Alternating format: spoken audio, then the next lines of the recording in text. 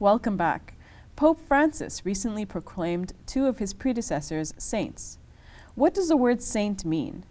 How does one become a saint? And what relationship do followers of the faith have with saints? We want to explore those questions in the context of Islam. Do Muslims have a concept of sainthood as well? Who would Muslims refer to as saints? Dr. Shabir Ali joins me. Now, Dr. Shabir Ali, welcome to Let the Quran Speak. Pleasure to be on. Now, I'm sure you know that the Pope has canonized two individuals, two previous popes, and many people were watching and happy about that. So the question is there an idea of saints in Islam as well, and how is it similar and different to Catholicism? As you've described, in Catholicism, it's obvious that there is an official sanctification of a person, or an official declaration that a certain person is recognized now as a saint. In Islam, there's no such official recognition, but let me speak about what is the closest equivalent that we have. There have been many streams of activity within the Islamic faith, many concerned with academic study of religion, many concerned with the study and preservation of the Quran, of various Islamic sciences. But then there has also been spiritual activity and people who devote themselves to the remembrance of God.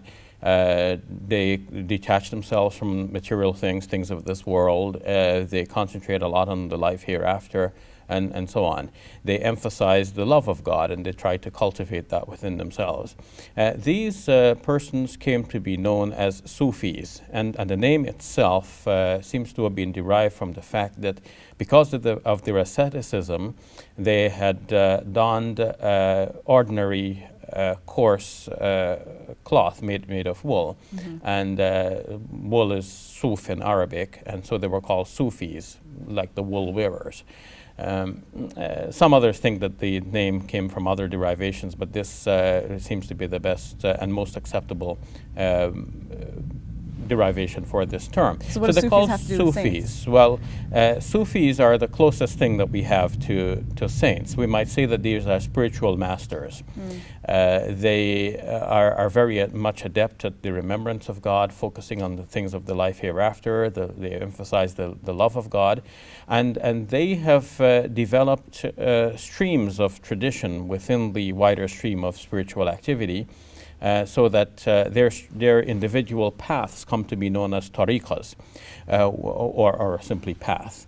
Now, within one of these paths, a spiritual master would confer on his disciple what is called an ijaza, or permission to go on and take on other disciples, and hence to pass on this kind of spiritual light or effulgence from master to pupil all the way down. And so to this day you will have persons who can trace their spiritual connection back to the early period of Islam. Most would trace their spiritual ancestry back to Ali, the cousin and son-in-law of the Prophet Muhammad, peace be upon him.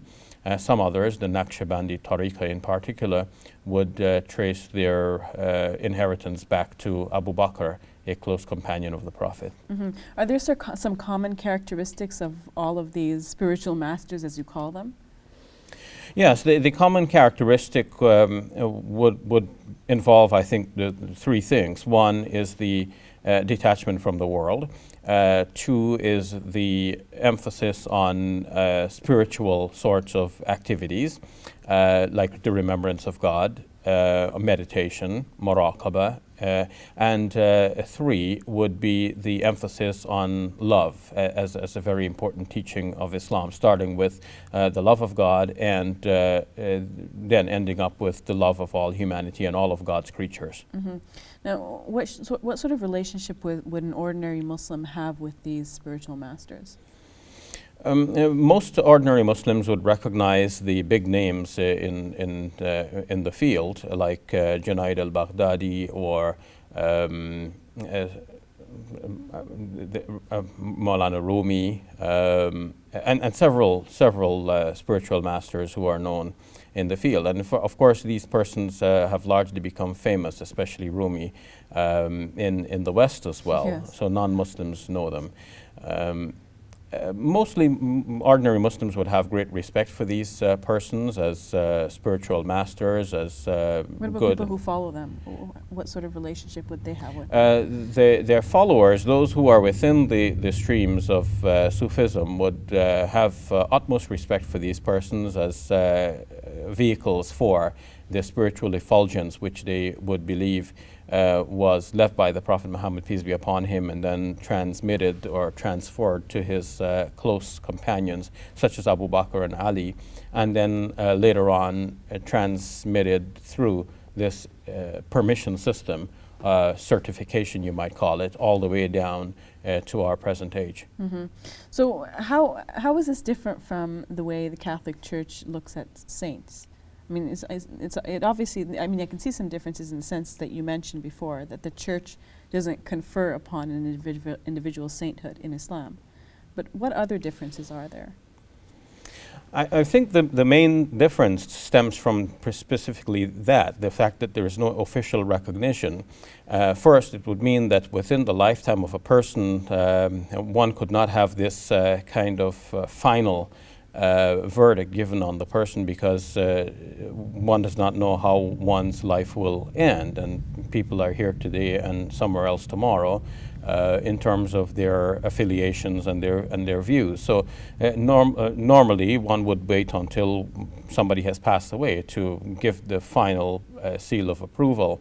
And then the approval is not official, and so some people may regard, some Muslims may regard a certain person as righteous and pious, and some others may think, no, this person does not have views that we recognize.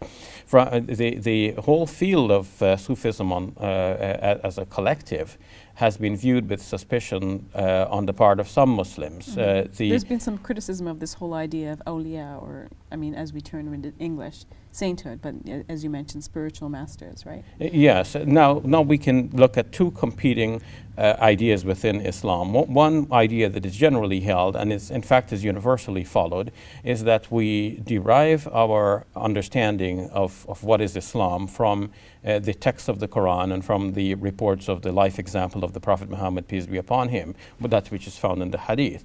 So these become now the two springs from which we can derive the right information and then form our own judgment about what really is Islam. But the spiritual stream forges a connection of a spiritual kind that in a way can threaten to bypass this physical method of looking at texts and trying to understand the history. So if one claims to know God either through a kind of spiritual effulgence that one is filled with, or due to this connection with spiritual masters of the past, then one can theoretically bypass the whole system of looking at texts, and some people have done that. However, Sufism itself is a broad stream that has had many different strands of following, and many of the strands have insisted that to be a valid spiritual master, you must also be following the Quran. You must take the Quran literally and follow it. You must look closely at the life example of the Prophet Muhammad, peace be upon him. In fact, it is noted that Junaid al-Baghdadi, whose name I mentioned previously, would not regard anyone as a spiritual master unless that person was totally in conformity with the rights and obligations of the Islamic faith, just as any ordinary Muslim would be required to follow that. So do you think that approach, this last approach that you mentioned, makes sense then?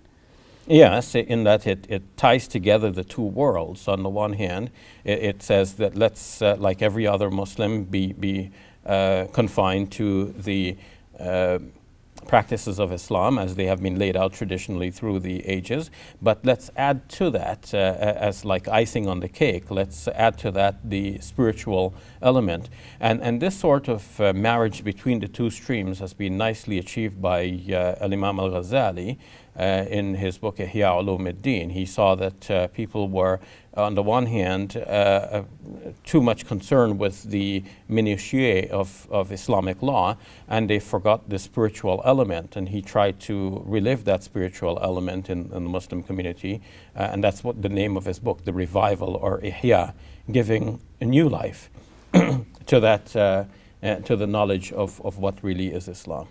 All right, we appreciate your insights. Thank you for that, Brother Shabir. You're welcome. We'll take a break. When we return, we will answer questions we received from you, our viewers.